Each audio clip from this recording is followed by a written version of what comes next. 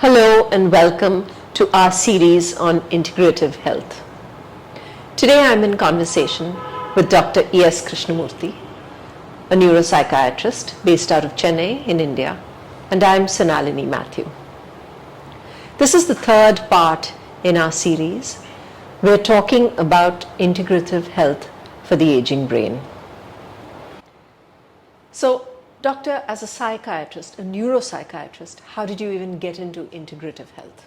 So when you work on the brain and mind, what's unique about it is that a lot of the conditions are chronic and long-standing, which means there is no simple solution which makes it go away. So I can give you examples: developmental conditions in childhood like autism and ADHD, or cerebral palsy, mental retardation, conditions like epilepsy, conditions like post-head injury, sequelae, people who have strokes, and as you get older, dementia, Parkinson's disease. In all these circumstances, it's not that you take a treatment or a medicine and you get better. There's a lot happening. So what has evolved very much as a practice in many countries, perhaps not well enough, but it exists, is multidisciplinary care, where people from different disciplines come together to help a person. And a lot of my work when I was abroad in the UK was on epilepsy, and I was part of, in some elements of that work, I was a part of a multidisciplinary team that worked with people with epilepsy. And I understood the beauty of the multidisciplinary care system. When I came back to India, we organized and had a multidisciplinary care team working, and for the first few years, we had outstanding results just as a multidisciplinary team. But then I began hearing voices from patients, not voices sitting on my own, people telling me. I went and did Ayurveda. I had this 21-day course and I'm feeling so much better. Ever since I started doing yoga, I'm feeling a lot better. I've been taking homeopathy for this particular condition. So I started asking myself, what potential do all these have? And of course, when you're trained in modern scientific medicine, you start off being a little disparaging about everything else. I think that's normal for anyone who's trained in a particular discipline. So in the beginning, I was skeptical. Then it occurred to me, if people are getting benefit, why not offer it? And of course, if you're going to offer it, then you have to offer it as part of a system, because you can't just offer it as some kind of standalone. So we just, out of the blue, over a 3-month period in 2010, I set up a interdisciplinary clinic in a neighborhood where there was no clinic. And my grand concept at that time was an integrative health center, which was for all people with all chronic conditions. So we had modern medicine doctors, we had a nutritionist, I invited an Ayurveda doctor to come and practice with us, and then we had all the things we normally have, the physiotherapy, the psychologist support, and so on. And very interestingly, it proved to be quite successful with my own patients, who were very happy to go there no matter the distance and take some help. And we began from there, and over a period of time, we've built it into a practice of integrative medicine for various neurological and mental health conditions, where we are able to offer non-pharmacological interventions, beyond medication, to people with specific disorders. What we have managed to do for neuropsychiatry, therefore, is integrate a whole host of non-pharmacological treatments, bringing together the best of modern science, including some very cutting-edge brain stimulation techniques, with conventional rehabilitation, physiotherapy, occupational therapy, speech therapy, and so on, and holistic care, the ancient traditions of Ayurveda, yoga, and of course the more recent European tradition of naturopathy, all under one roof. So Buddhi Clinic has 15 different treatments available, which can be delivered in a programmed, curated manner to people with various conditions, and we try to provide solutions for their problems, which do two things. They improve their activities of daily life and they improve their quality of life. And of course, there is a group of people, especially with mental health conditions, for whom the treatments can actually provide a cure. So they can actually get better and not have to face the problem again as well. So that's really personalized medicine then. In many ways, yes. It's a integrative health as an answer to modern personalized medicine, which also looks more towards DNA and stuff like that. Yes, clinical diagnosis and clinically curated programs, but go beyond allopathy to include a host of traditions. In your practice, you obviously see brain aging on a daily basis perhaps. And all of us have heard about dementia and Alzheimer's. But beyond that, are there any other conditions that you're increasingly seeing? So in many ways, the human body is like an aging building. And all the things that happen to an aging building happen to the human body. That doesn't sound good. So, to give you an example, your plumbing goes, which is all your blood vessels. Your electrics go, which is all your nerves and nervous systems. In the same way, things start to degenerate with age for all of us. So that's not unique to anyone. More rapidly for some than others, and in a more accelerated way for some who land up with very significant problems than others. And of course, like every bell curve, there are people at either extreme. There are people who are in their 40s who are getting the kind of symptoms that they shouldn't have got until they were 80 or 90 years old. And there are people who are 80 and 90 who are extremely well preserved and have no symptoms at all. So that's the truth of human aging when it comes to the nervous system. Now, how does that present clinically? When blood supply to the brain is interrupted, you have what you call a stroke. And a stroke is either an infarction, a lack of blood supply to a particular part of the brain leading to cell death and therefore neurological dysfunction because those parts of the brain are no longer working, or indeed a hemorrhage where a blood vessel blows and that then destroys the part of the brain that is immediately around it. Now, in both these instances, you are left with neurological deficits and neurological injury. In some people, that can be repetitive. In some people, rather than one big blowout, a stroke, they have multiple little strokes that lead to problems. And we see that a lot in older folks. They don't even know that they've been having these silent strokes. And those silent strokes are then having cumulative impact over a period of time.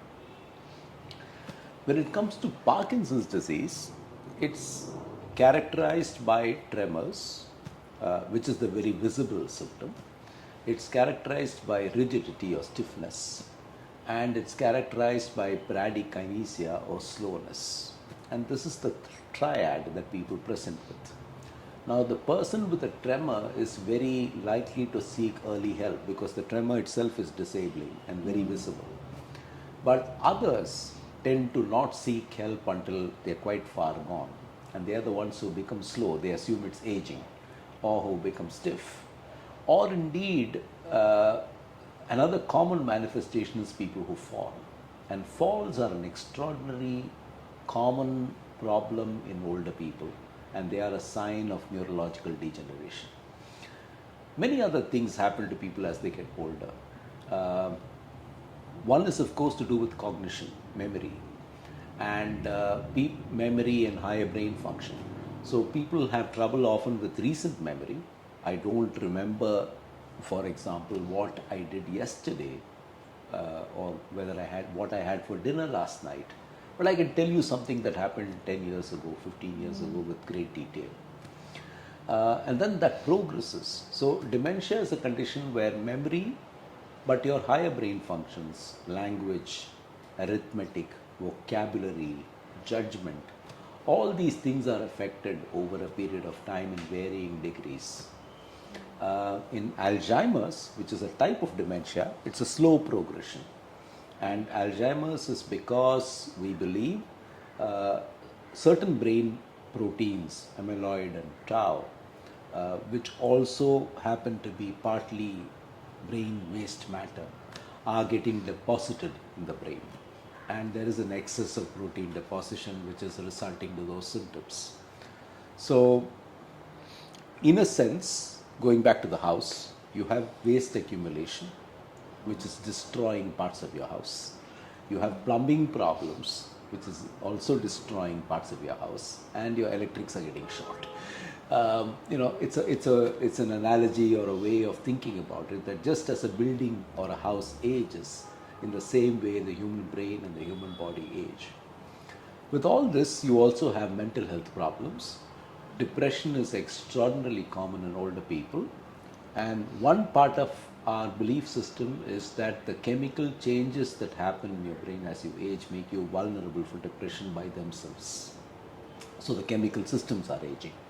But then, of course, other things happen to older people. Older people often retire, lose their occupational identity, lose economic security, are lonely and far away from loved ones, feel they are living more and more in a VUCA world, volatile, uncertain, and so all that makes them vulnerable too for being depressed. And there is another dimension to being depressed. It's called vascular depression. The poor blood supply in your brain can make you depressed as you get older. So it's multidimensional. So to sum it up, therefore, many things cause the brain to dysfunction as you age, and the dysfunction is seen physically as falls, as slowing down, as stiffness. It's seen cognitively as memory, language impairment, ability to judge things, ability to abstract things, ability to calculate, and so on. It's seen in terms of your mental health as depression, or sometimes as irritability, anger, other behavioral problems. And it is seen in your socialization, your emotional expression, all of which is also affected. That's a lot. But just going back one step, where does this aging brain and body as well even begin?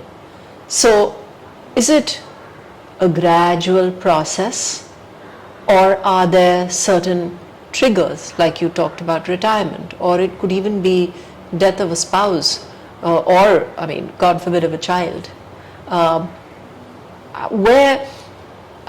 does that process and these triggers, how do these feed into the process of aging? If you just think about cholesterol deposition, it's been pointed out that cholesterol deposition in your arteries starts probably when you're a child, very interestingly. Okay, so it's not as if it's something that just happens exclusively in middle age or in late life. Okay, many of these processes, like the waste matter, protein deposition, for example, start quite early on. They probably start in early middle age. So what is actually happening is that there is a process happening, a process of, shall I say, degeneration happening within all of us. There are events that create a catastrophe out of that process, or make the process cataclysmic in a certain way. So to give you an example, retirement, you pointed out. Okay. Retirement has material implications, emotional implications, and very, very interestingly, while many people think they look forward to retirement, it's also true that suddenly you had so much to do and now you have nothing to do. And balancing that can be extraordinarily difficult for many people, especially those who've been dedicated to work and done nothing else. That can have a sudden impact on how well you're functioning. And I've seen patients who have declined in the 2 years after retirement in a very visible way. So it's as if that continuous engagement in work was holding up despite what was going on within. I've seen patients in whom the dementia rapidly accelerated after a tremendous emotional event. One gentleman, his nephew accused him of, he'd been looking after his nephew's property after his brother died, and the nephew accused him of having pilfered. And he was so emotionally affected that his decline was visible from that week. And this is a person who seemed to be on top of things before that. And he wasn't in any way either making it up or faking it. He actually was becoming progressively demented as time went by. So, in a sense, therefore, events either emotional or physical can accelerate a process that is already going on within oneself. And of course, sometimes even the process itself can accelerate itself without anything overtly happening from the outside. That, I'm holding up to a certain point of time.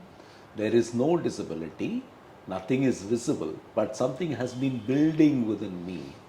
And then one day or in one period, I suddenly start showing signs of decline.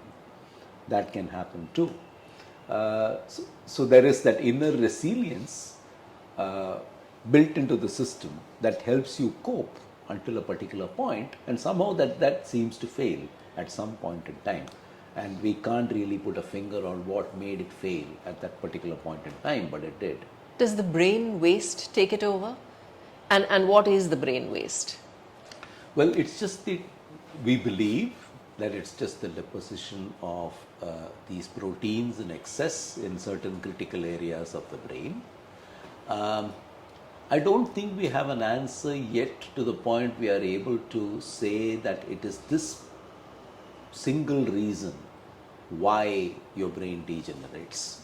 I think all these, as we understand, are contributors to the process of brain aging. And there will be, of course, other hidden contributors that we don't really, we haven't yet identified or don't really understand the contribution of. So what research is able to tell you is, yes, all these things are happening to the aging brain. And yes, maybe they are connected in this way, but the way they are connected and the pathway to degeneration is something that is still a matter of theory, that people are still talking about how that happens and at what point things tip over the edge. Right. It's still a matter of theory rather than firm fixed fact. Would you say, especially given the retirement point that we talked about, that you see more men coming in than women? Women are also a lot connected in the community, connected with each other. We talk more. Do you see more men than women coming in with brain degenerative problems? I think our own data does indicate that we have more men than women with the problems. And you're absolutely right about the preventive aspect of social engagement and meaning and purpose. I mean, if you go back to Viktor Frankl and how meaning and purpose is important for human survival, definitely women are more interconnected with family, society, and wake up to many more things that they see themselves responsible for, from which they draw their identity beyond their jobs. And one of the challenges for men, at least in traditional societies, is that their main meaning and purpose lies in work. And when they are not doing work, meaning and purpose, as in retirement, has suddenly disappeared. And clearly, not everyone is well equipped to cope with that. Right. If you had to draw a series of brain images of the deteriorating brain, how would you visualize this?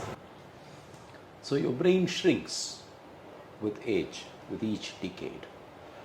Okay, so the shrinking brain is one image. Okay. Your brain, like the Bangalore roads, has potholes. Okay, so the brain with potholes, which is really areas of poor blood supply, is another image. Right. Okay, and essentially we have fluid circulating in our brain, and that occupies certain spaces called ventricles in our brain. And there is something called the ventricular brain ratio, how much space the ventricles occupy as opposed to how much space the brain matter itself occupies. The ventricular brain ratio changes as you get older, that there is more fluid space and less brain matter space. So it's literally like a Bangalore road flooding. Yeah, kind of. In a certain way, yes. But it's, in many ways, it is really just to draw the same analogy, it is an unmaintained older building or older road. What just naturally happens to it over time. There is that inevitability that if you have a building, you never painted it, you never refurbished it, you never did anything to it, over a period of time that is going to age, isn't it? And it's going to age in unpredictable ways. Right. And that's really the human brain too. So there is an inevitability to aging, yes. Okay. Does it have to be always catastrophic? No. It is catastrophic for some. By virtue of their biology, that they have bad genes or they have inherited bad wiring and they end up with degeneration.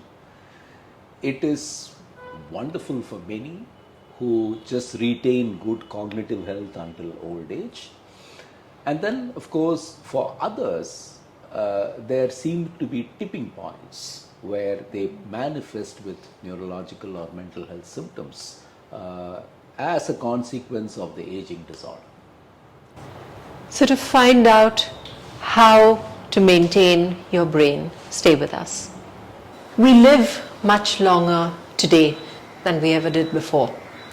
But a lot of us don't perhaps have the quality of life that we'd like to. So in your practice, when you work with people with a deteriorating brain, irrespective of what age they come in at, how do you integrate these various methods and help them? So in a conventional practice, most people would go see the doctor and then the doctor would prescribe for them. In an integrative rehabilitation practice of the kind that we perform, the first step is an assessment.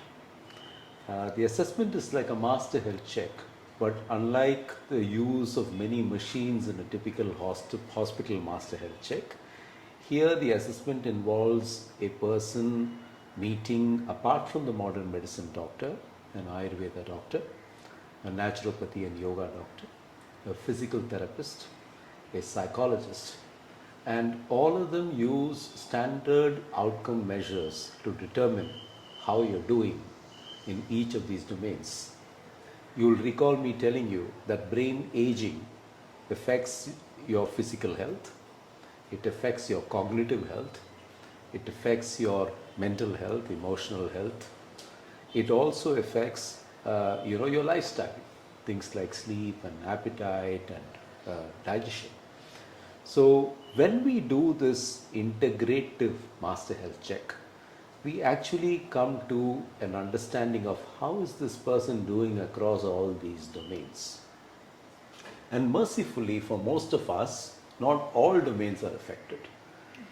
Some domains are affected. But there's another factor here, that if you only met one of these people say the psychologist or the physical therapist or the Ayurveda doctor, all the other things may not come out. In other words, that all information about you will not be available, and when all information about you is not available, your treatments cannot be planned to address all the problems. So we start with this assessment. At the end of the assessment, we also tell the client what it is that we can do for them from each one of these domains. So we are now in a holistic health room, and what can we do here? This is a Shirodhara apparatus where medicated oil warmed to a certain temperature is filled in and it drips onto the patient's forehead for a particular period of time.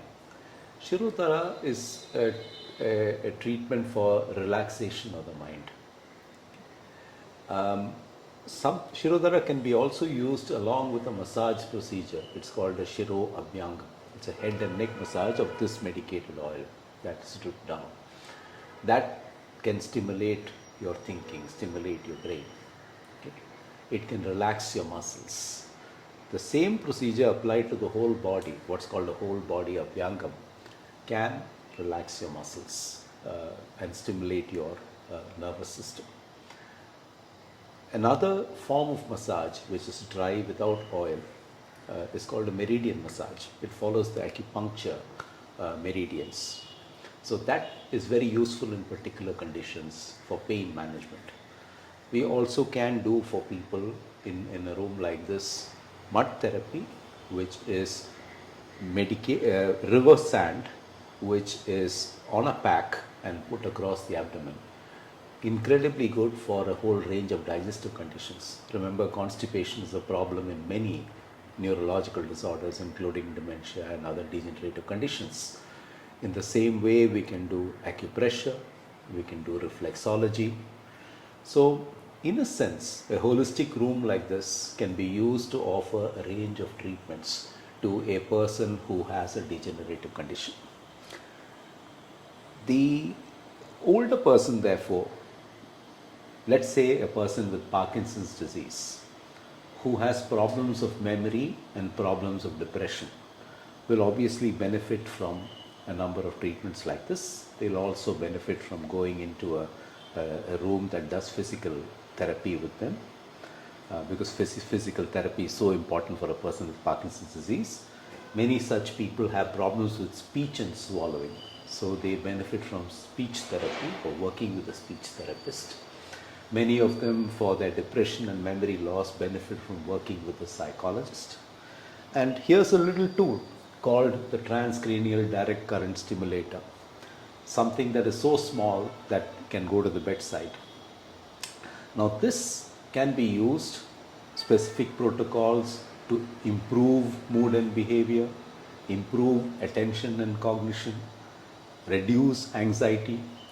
So by applying this to this skull and stimulating the brain, we are able to help all those. So here is modern science and ancient wisdom and conventional rehabilitation in action for a person with Alzheimer's, for a person with dementia, for a person with Parkinson's disease, for a person who's coming out of a stroke. In all these conditions, when these different domains are affected, rather than try to address it with just medication or try to address it with one modality of treatment, say physiotherapy, what we're doing here is trying to offer people integrative health as a solution to recovery. So actually, I would probably benefit most if I came in earlier rather than later. Absolutely, and that's the other thing about degeneration, brain degeneration. You may present with a problem, but there may be other domains that are starting to fail which you are unaware of. And we see this all the time. So somebody comes to us with, say, a paralysis of recent onset, but then we realize that the memory is failing. Okay? Or then we realize that, for example, they have serious arthritis and joint problems as well. So in a sense, you you presented with a problem, but you have other problems of aging that are happening within you. And when you go through an integrative health process, not only do we try to help you recover from the one that you suffered with or you're suffering with, we also try to work on all those things that are starting to give way so that you are able to prevent deterioration. Right. And it's unbelievable how simple things taught to people can help them prevent deterioration. Can you give me an example? So, I'm old, I'm sitting around, I have nothing to do. I read my paper in the morning and that's about it. Okay? Such a person can be made to do simple things in the house, simple things to aid the kitchen, simple things with their hands which involve coordination, right? Or even as we were talking about in another episode, can be taught a new skill, something they have not learned before.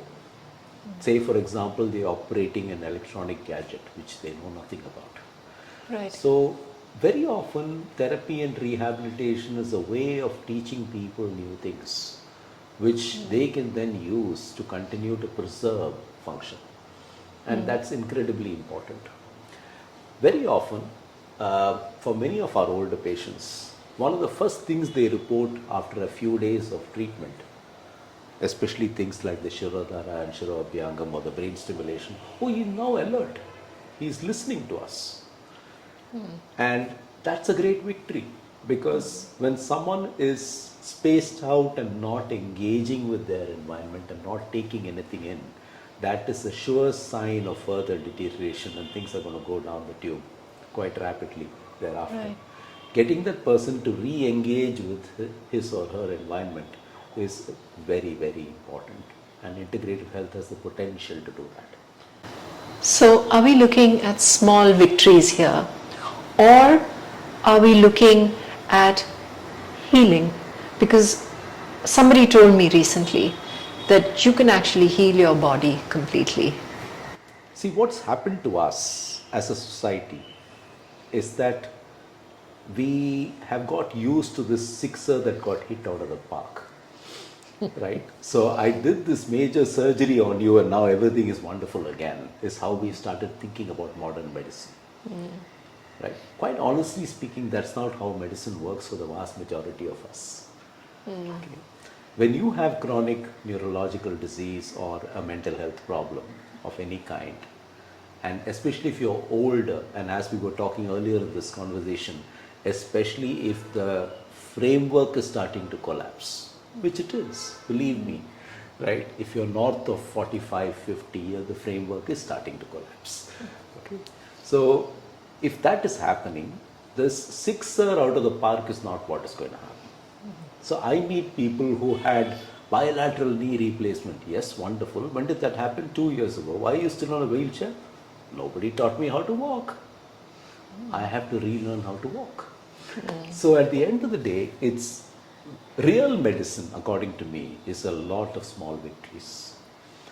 Real medicine is also about helping people get back their activities of daily living as well as they possibly can, and help them achieve once again what we call health-related quality of life. Okay.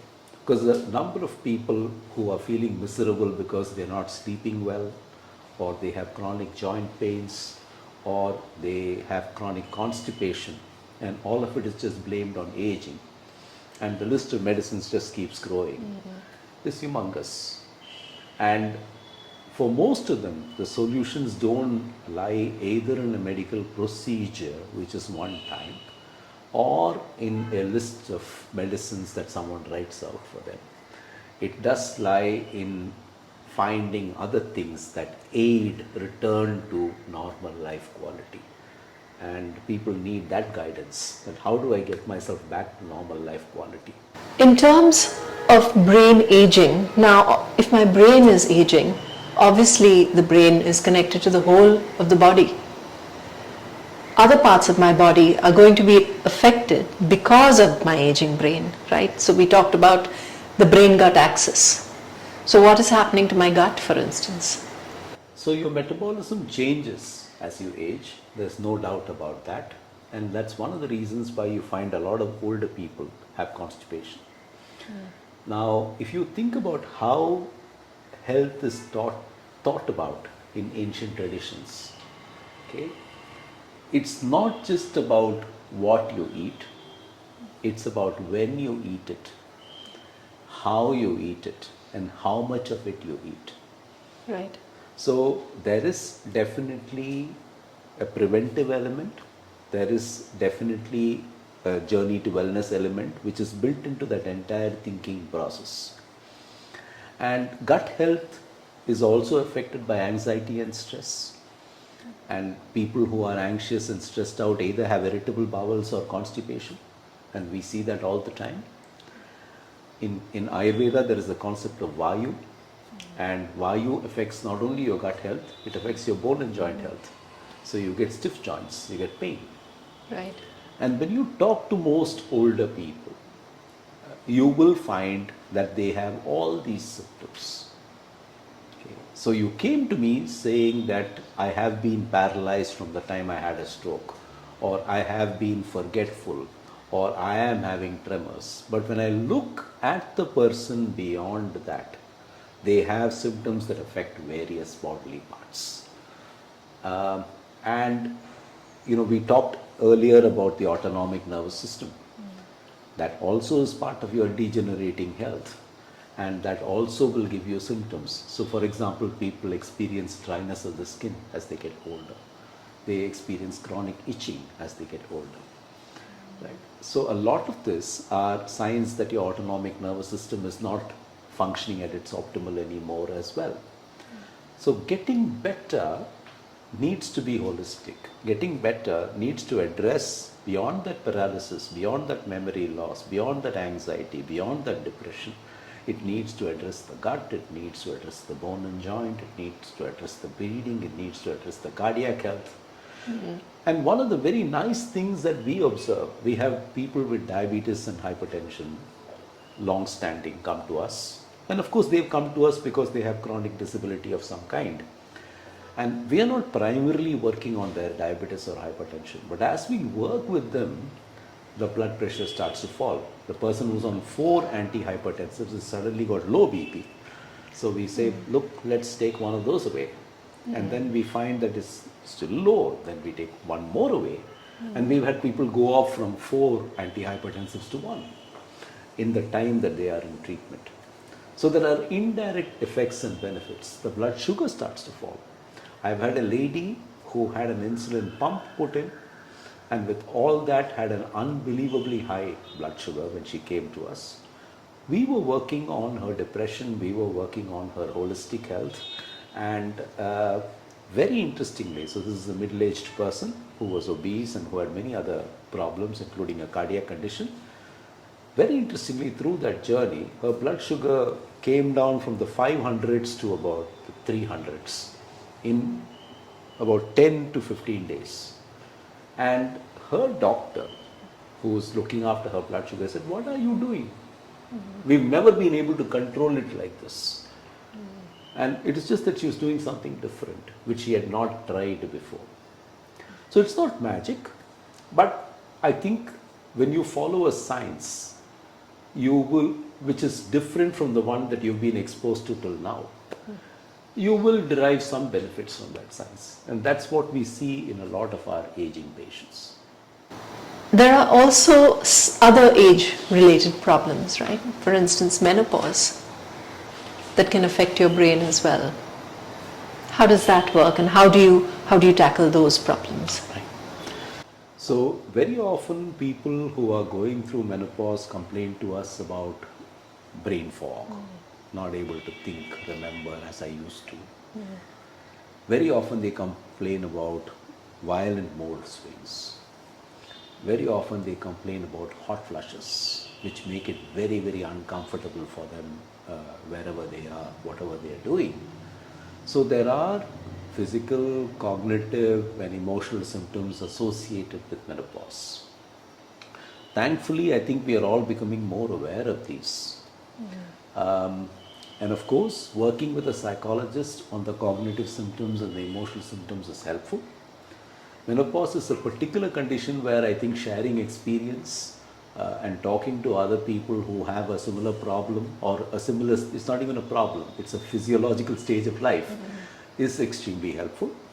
But very interestingly, our naturopaths and Ayurvedic doctors have very, very simple solutions to offer. Things to do with diet, things to do with what to eat and when to eat, things to do with things what you can avoid, which can bring about dramatic changes for the person who's going through peak effects of menopause. And we've seen that emerge for a number of our patients.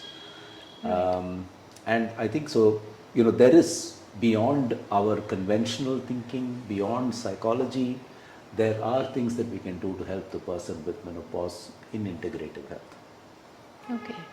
So people who live in the blue zones, right, where people live long lives and happy, healthy lives, at least happier and healthier than most other places on earth, they have specific habits, right, like they eat a specific way. Community is very important. Can you touch upon those aspects of longevity? Because it's not just about living long, it's also about living happy, healthy and hopeful lives. Absolutely. So we had, of course, the early research on Mediterranean diet and later the Mind diet tell us about how the kind of food you ate and how you ate it was extremely important in terms of preserving brain function, especially memory and cognition.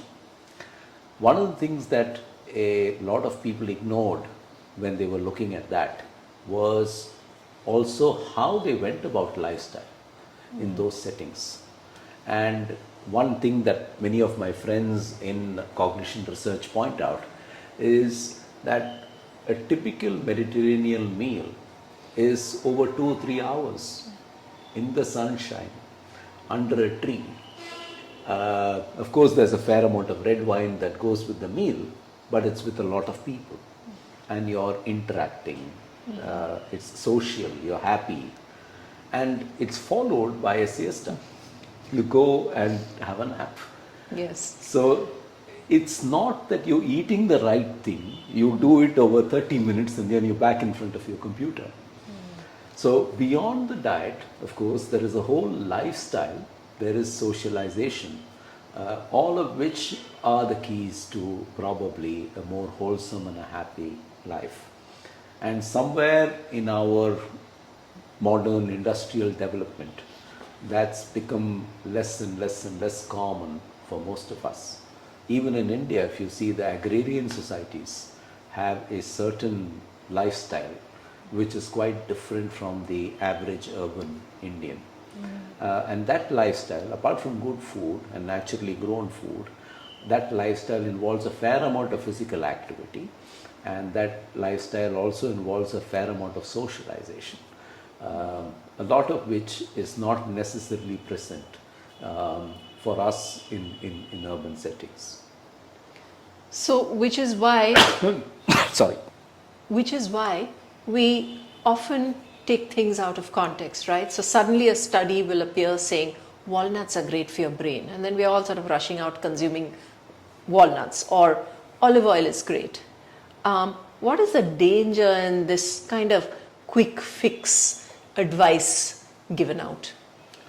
So an American researcher and neurologist, Professor Robert Friedland, did this very interesting thing in one of our recent webinars. He pulled out a bottle of Chyawanprash. And of course, he was giving this talk from wherever he was, Louisiana or wherever. And he said that what I found very interesting about this is the diversity of content. And he was pointing out that it had 56 different ingredients or whatever. What he was saying was that for a person like me who eats a very ubiquitous Western diet, diversity of this nature becomes extremely important. And you guys are very fortunate. You already have a very diverse diet in India. So I think the one lesson about gut and brain health is that it's not particular ingredients alone, it is diversity of diet that is very, very important. You'll have to mix it up and you have to mix it up well. Okay. Yes, obviously we all follow advice in terms of how much carbohydrate intake we should have or how much protein intake we should have, which foods we may avoid because we have high cholesterol or we may get high cholesterol and so on. All that is fine. But I do not believe a single food should get predominance, nor do I believe in foods being avoided in complete toto unless one is allergic. It's different to say I'm allergic to something and therefore I don't include it in my diet. That's sensible. But otherwise, to completely avoid something is also probably not wise. Right. And so therefore, I think a diverse diet, I think if you learn from Ayurveda, timing is extremely important. The whole world is going gaga about intermittent fasting, but if you really think about what Ayurveda suggests to you, it is actually intermittent fasting. It's designed to be that way. And therefore, and the inclusion of a diverse range of foods, and of course the diversity is going to depend a little bit on what your cuisine is and whether you're vegetarian or whether you include meat or not. But I think also the diversity of spices, the diversity of vegetables, the diversity of other ingredients in your diet is extremely important. And simple things that people keep telling you is, and I think these are very Western advices. Most Indian households don't need them, but include green leafy vegetables, at least as a salad is something we are told. But yes, I mean that brings its own share of. So fruits bring in their share of diversity, vegetables bring in their share of diversity, grains bring in their share of diversity, legumes bring in their share of diversity. So in a sense, I think the answer probably is a balanced diet with diversity.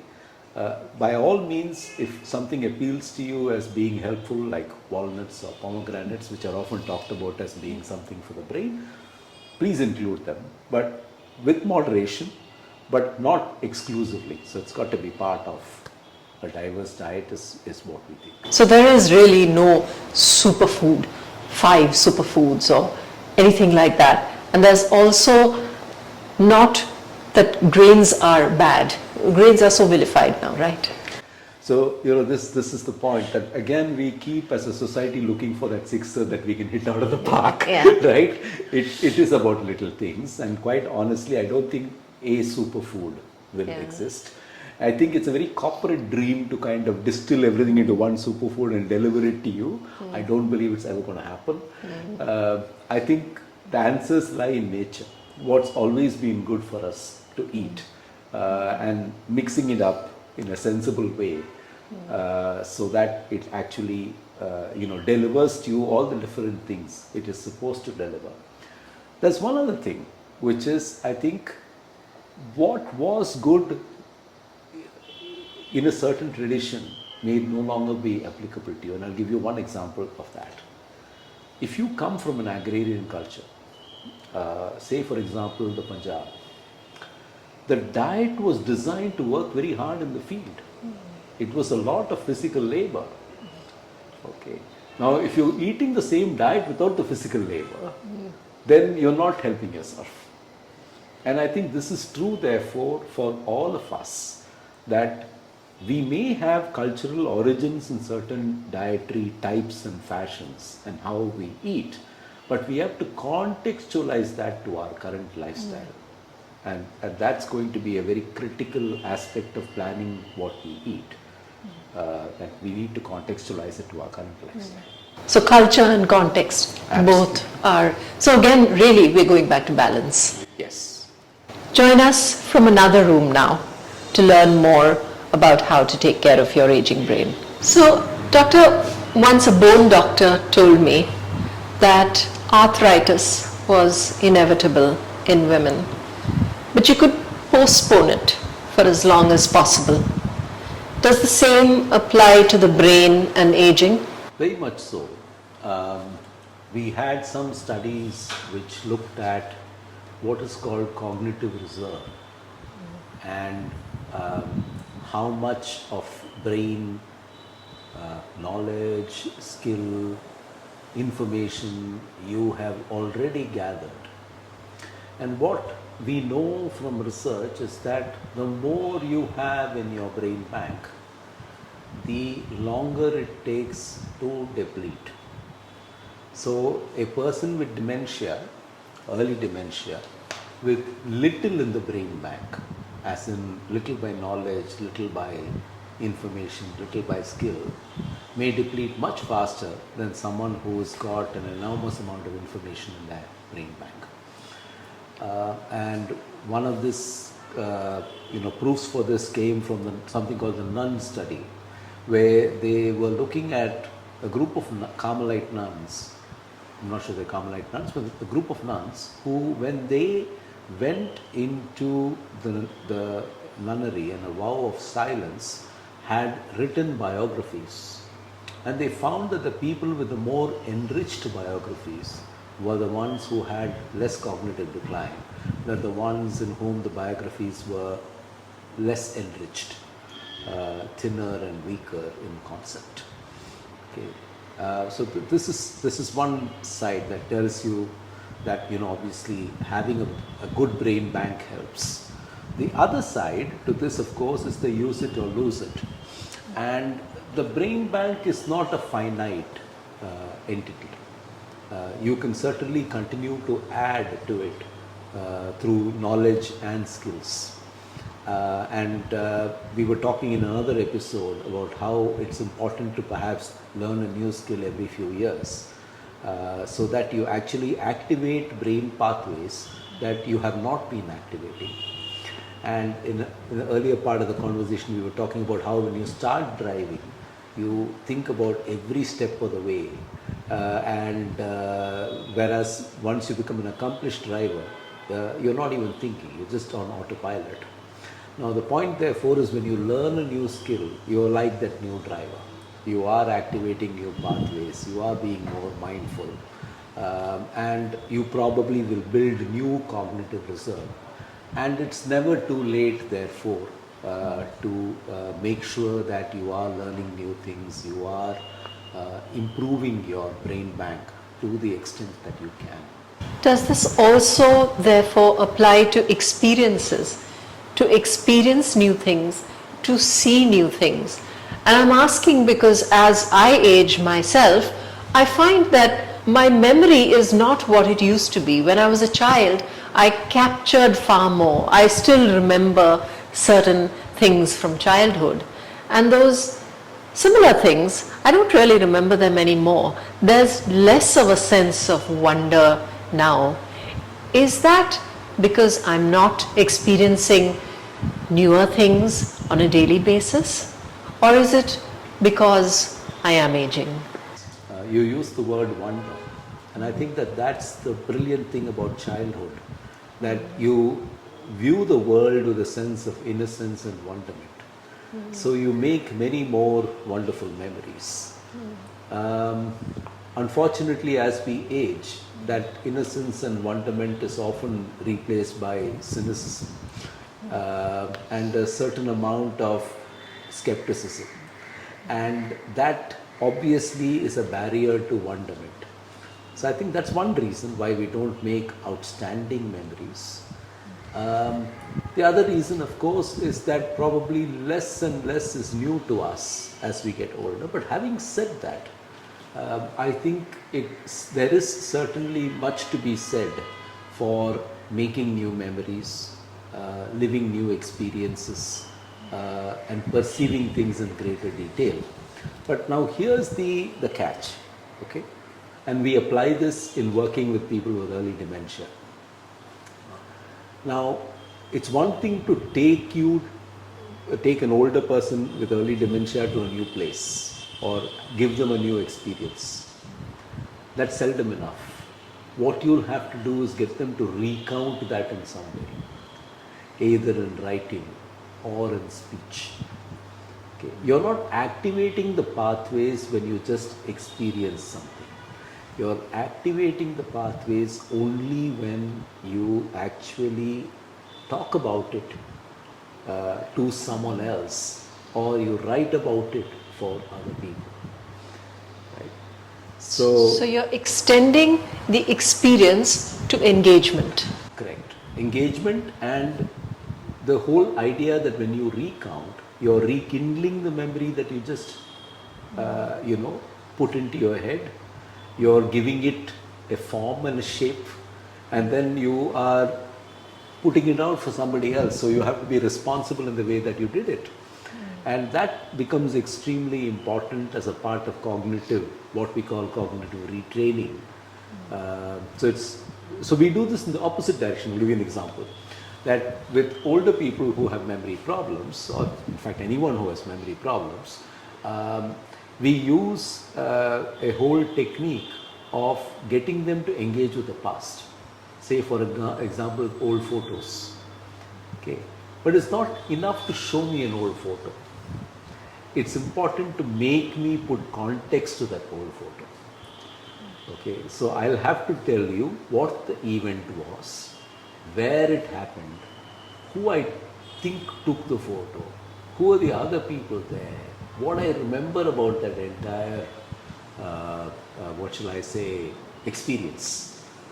Now that is called reminiscence therapy, and that is very helpful to people as they age to retain their cognition.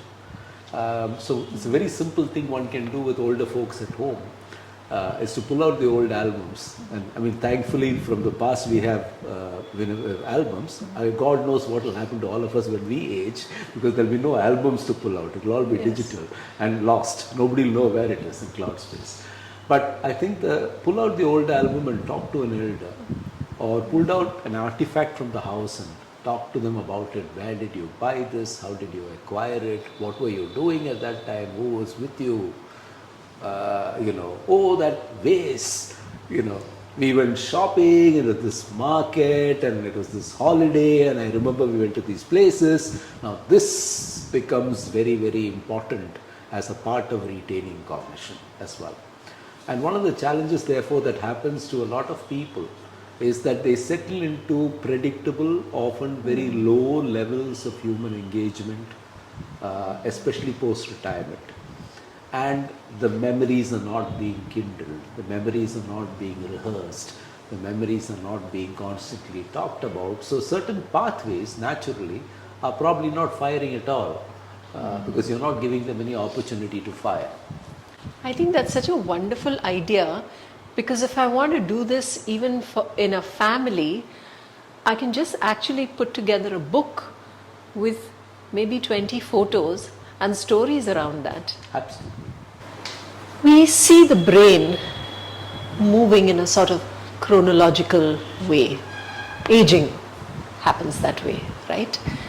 But is there ever a Benjamin Button moment? I was thinking about that, and that's such an interesting question. So the one thing that does regress as you get older, especially beyond a certain stage, is emotions and behavior. And if you remember the 7 ages of man, older people start sleeping multiple times through the day. They are more childlike in their needs. They are more indiscreet in what they say, just like children are. They're not very mindful of who's around them.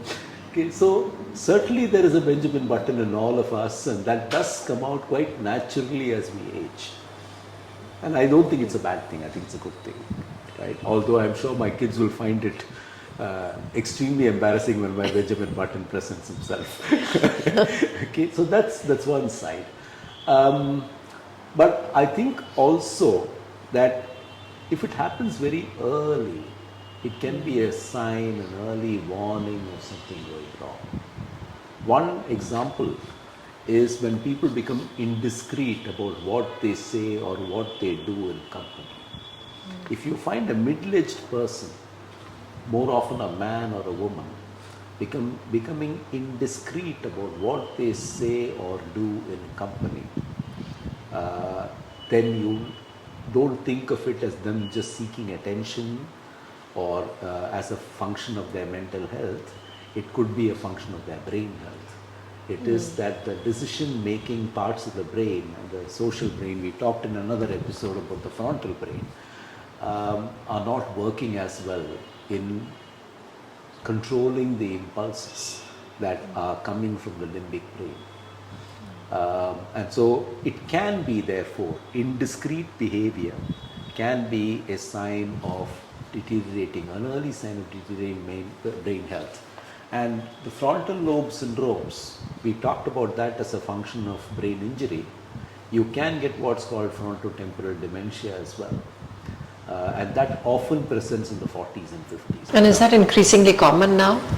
I think it's more commonly recognized. It's probably been around always, but it's more commonly recognized. And unfortunately, it can be an extremely problematic and difficult condition to manage. And the early signs are things like this, that you're starting to become indiscreet. You're starting to become more obsessive about things. You might have been obsessive about them earlier, but you're getting more and more obsessive in a meaningless kind of way about things and so on. So when people come in at 45, 50, what would you typically do at the Buddhi Clinic to help them? So more and more people are definitely concerned about their brain health and mental health in middle age today. We put everyone through the same assessment I talked about earlier in this conversation, because they need to understand how they are in a holistic perspective. One of the things that we are able to do, which is very important, not just for elders but for middle-aged people, is also a fairly complex memory test. Because most middle-aged people will be able to ace the average screening memory test. They need a little more than that. And we've now got a digital version that we are able to apply. You can do this from your iPad at home, and we'll be running it from here. So there is that advantage of that as well. So an assessment. We are standing in a physio gym, and one of the reasons this exists is also because physical activity and your levels of physical activity and how well you are physically are so important. So many of my older middle-aged clients, one of the first things they say to me when they come, "Doc, the rest of me is fine, but my shoulders." Now this is a very urban phenomenon, right? Because this is the part that we don't use. We all walk, we climb stairs, we use our torso, we use our spine. We don't use, unlike people in agrarian societies or unlike a time when we did labor, we don't use our shoulders and arms that much. And almost 50% or more of people have periarthritis of the shoulder due to lack of use and not thinking about it. And so that's a classic example of something that strikes a lot of people in middle age.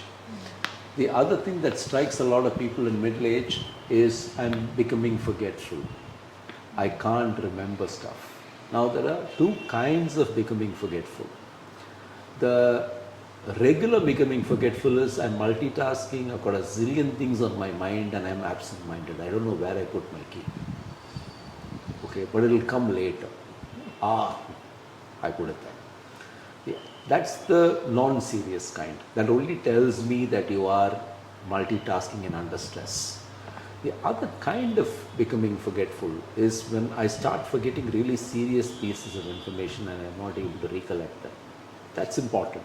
That has to be paid attention to very, very quickly. And the one particular thing that might be a sign that you're not doing too well cognitively is if you find names difficult. You've always found names difficult, that's difficult. But you suddenly start finding names difficult, or you're struggling with words. That workout thing, I'm not able to say treadmill, right? Or I'm not able to say exercise bike, right? So this, if I start struggling like that, that could be a sign of early degeneration. Naming and word finding is a very important cognitive skill, and it's one of the first things to go in conditions like Alzheimer's disease. And very often that's what people start with very, very early on before they present with more serious memory loss. So for middle-aged people, therefore, to answer you, assessment, which is tailored to pick up these things is extremely important. In terms of solutions, again, people are likely to have cognitive, people are likely to have very often mental health, people are likely to have physical condition related, and many people in middle age have lifestyle problems, things to do with sleep, things to do with digestion. So again, we believe in offering them an integrated solution. Many of them work with our physical therapists, many of them work with our psychologists, many of them go through various pain relief techniques like this. Many of them come and work out because they find it to be a structured environment where they can work out. Many of them do Ayurveda and yoga. So if my interest in middle age is I want to remain well, I want to be better, then of course what you need is the opportunity of preventive health, and for that we have a range of membership programs. So you can stay plugged in, you can work on the things that you want to work on, and you have experts available always to help you depending on the domain. So you want to come and do yoga with a person who teaches yoga, you can do that. You want to come and exercise or have a physiotherapy session, you can do that. If you want to have Ayurvedic treatments or naturopathic treatments, you can do that. You want to have a conversation with a psychologist, you can do that. The specialists are available, but you are using it as a preventive health tool as opposed to something that is therapy and rehabilitation. So there's a subtle difference there. The other thing that's becoming very evident when it comes to brain health is that exercise is very good for you. So Professor Ralph Sacco, who's recently finished his term as president of the American Academy of Neurology, he actually says, I don't believe it's 10,000 steps anymore, I'm saying 15,000 steps a day. But recently published research, a meta-analysis, seems to suggest that 10,000 steps a day is the mantra. So as you get to middle age, and probably if you're smart much before that, having a Fitbit of some kind, tracking what you do in terms of exercise, and ensuring you do your daily bits. I know from personal experience that if you want to do 10,000 steps a day, which is roughly about 7 kilometers for most people, you'll have to get in at least 5 of them as exercise. The rest 2 you may do as part of your everyday work. But if you don't walk or jog the 5, you're never going to hit the 10,000 steps. That's correct. Unless you have a tremendous walking job, which makes you walk a lot. So this is something, and of course not using lifts and elevators, using the stairs whenever you can, all this is very wise and helpful.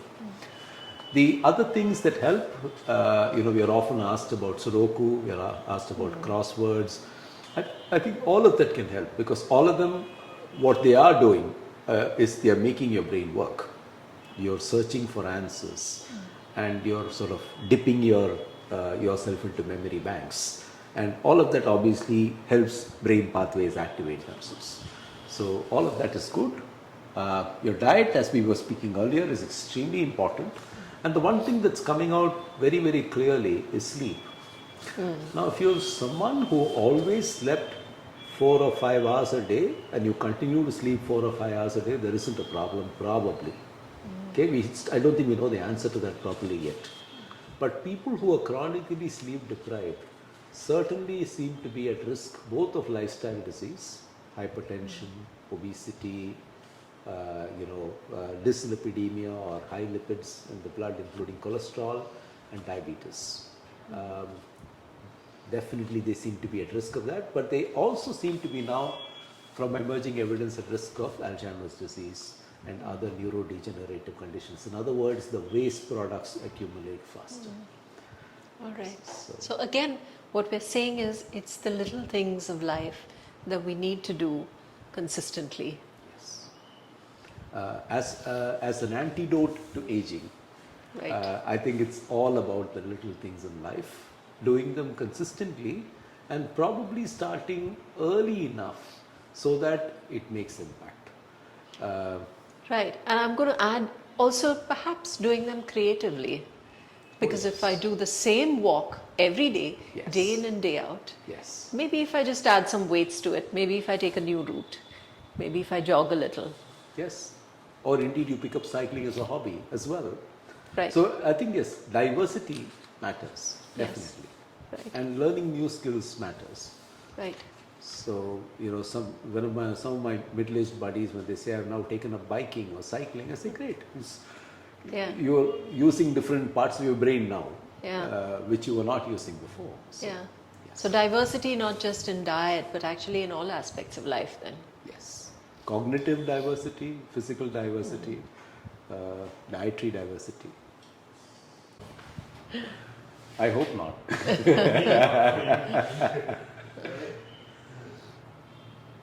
Arviklama?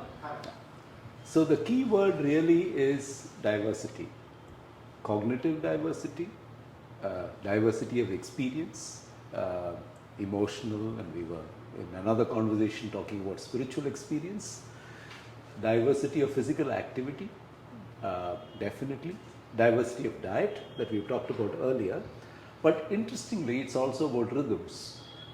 Because as you get older, it's probably even more important that you maintain the rhythms of life. So you have a schedule to your day, you have time for exercise, you have a decent work-life balance, and you hit the sack approximately at the same time every day, and you have reasonably ubiquitous sleeping lifestyles. So I think it's that balance of diversity and rhythm that will probably help us all maintain good health, not just cognitive but also mental and physical. Have you ever had to turn anyone away? Thank you for the question, because it's one of the most challenging things for independent organizations in healthcare, that sometimes there are people we can't help because of various reasons. As a policy, we've never turned anyone away. There are two circumstances. One, where someone is very acutely ill and we are not best equipped to deal with them, and they are better off in a hospital.